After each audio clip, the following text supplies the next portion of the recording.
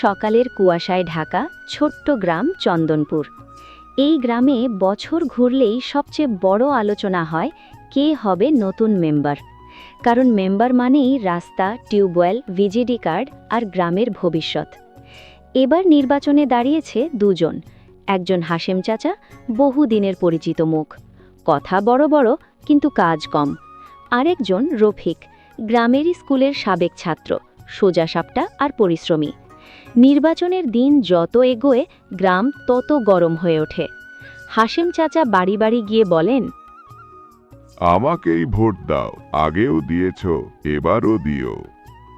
আর রফিক সন্ধেবেলা চায়ের দোকানে বসে গ্রামের মানুষদের কথা শোনে।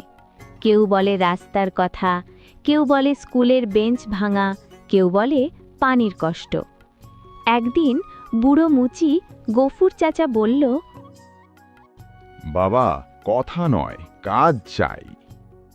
চেষ্টা করব চাচা, একা পারবো না, সবাইকে নিয়ে করব।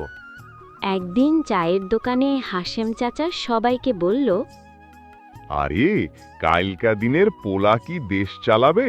তোমরাই কও দেখি, পড়ালেখা কোন কাজে লাগে গ্রাম চালাতে?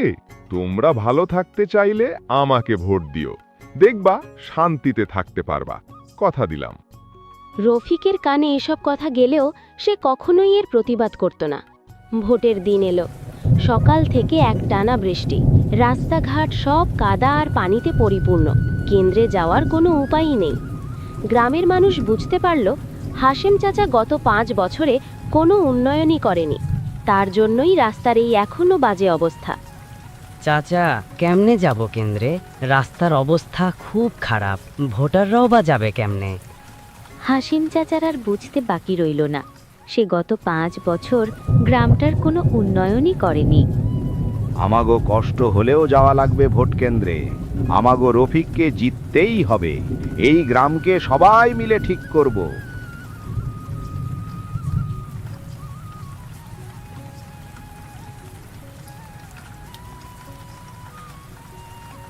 কঠিন ঝড় বৃষ্টির মধ্যে দিয়ে ভোট শেষ হলো। ফল ঘোষণার সময় পুরো গ্রাম নিস্তব্ধ। ঘোষক বললেন, নতুন মেম্বার নির্বাচিত হয়েছেন রফিক। গ্রামে খুশির ঢেউ বয়ে গেল। রফিক হাত জোর করে বলল, এটা আমার জয় না, এটা গ্রামের জয়।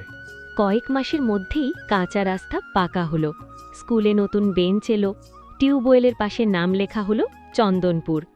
গ্রামের মানুষ বুঝে গেল, ভোট শুধু কাগজে দেওয়া দাগ না, ভোট মানে ভবিষ্যৎ বেছে নেওয়া।